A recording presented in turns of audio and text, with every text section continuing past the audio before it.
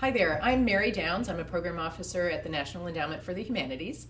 And I'm Jesse Johnston, also a program officer in the Division of Preservation and Access at the National Endowment for the Humanities. And we'd like to share a few suggestions and tips for applying to NEH and making grant applications to federal agencies. We know that there is a lot of information out there, and it can sometimes be a little bit difficult to sift through. One of the things that we always tell people when we talk to them in presentations at conferences like ATALM is to contact us or talk to a program officer about what you want to do. It can be a very helpful way for you to think through the project and to put together a sort of short description, but it can also help us to bring you to the program that may best suit your needs. We can also introduce you to how to find information on our website, and there's a few specific resources that I would point you to on our website. One is that each grant program that we offer has an informational page about it where you can find information like the guidelines, which tell you exactly how to put together a proposal. And it also will have sample proposals, which can be really useful if you're interested to see what previous applicants did and were successful in doing. And some of our programs, you can also submit drafts, and you can talk to a program officer at the agency who will be able to give you some suggestions about how to tailor the project to fit that grant program. So we have many grant programs across our main divisions, our Division of Education, Division of Research, Division of Preservation and Access, and Division of Public Programs. There's also an Office of Digital Humanities and Challenge Grants. And the application process is going to differ a little bit for each of those grant programs, but generally we can say that the marks of a successful proposal are that they make a strong case for humanities significance, that they describe in detail what it is that they're going to do. They bring to life what it is that they're going to do, and they relate it to other things maybe that are happening in their area or maybe related to national events. But they are also should always have a detailed work plan. You need to think through really carefully about how you're going to accomplish what it is that you're going to do. Think about the amount of time that it's going to take and what kind of expertise is going to be brought to bear on the activities that you're proposing. So you want to make sure that you have a well-assembled team that's very qualified to do the work that you're proposing to do. You want to consider the long-term sustainability of the project. Since these are federal dollars, you'll want to be looking ahead to how this project can be sustained into the future and how the American public can continue to have access to whatever it is that you're doing through this project. Jesse's already referred to discussing with program officers ahead of time. We love to talk to people, and we really encourage you to be in touch with us to talk through whether these are appropriate activities for that grant program, and whether you're even looking at the right grant program. We might be able to direct you to another program that would be more appropriate for the project that you're proposing.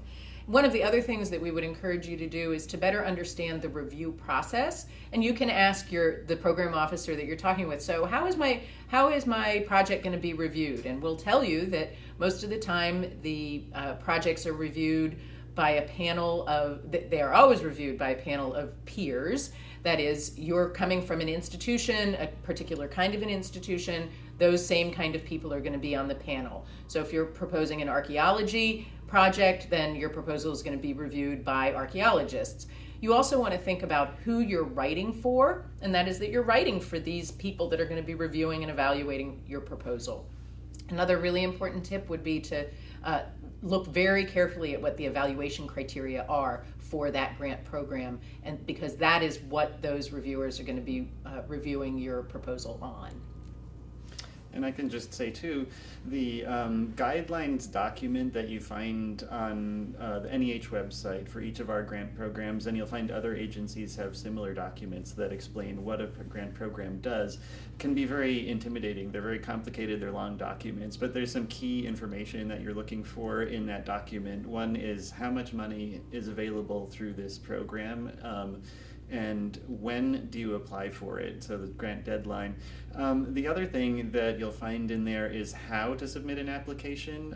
Applications are submitted electronically for most federal grants, so it will explain what website to go to and what files you'll need to put together an application.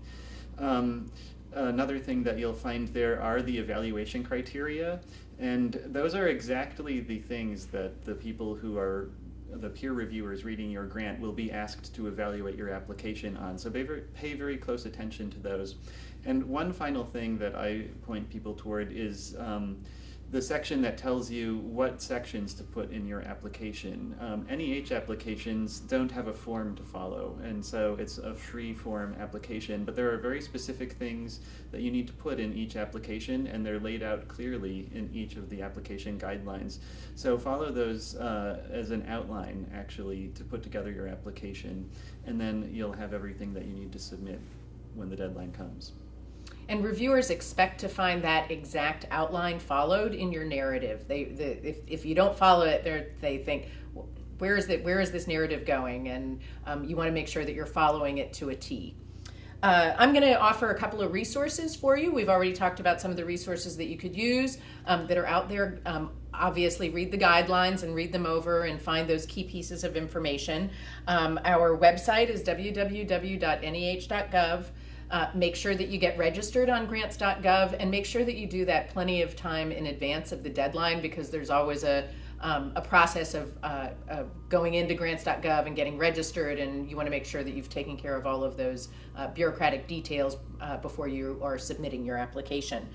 Take a look at the sample narratives, as Jesse pointed out. You might also take a look at the funded projects database, which is up on our splash page of our website.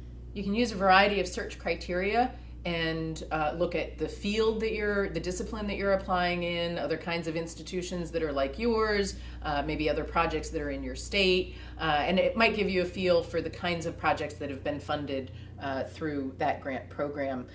We also have feature articles on our division homepages that just can give you a good feel for what the projects are that have been funded through our agency.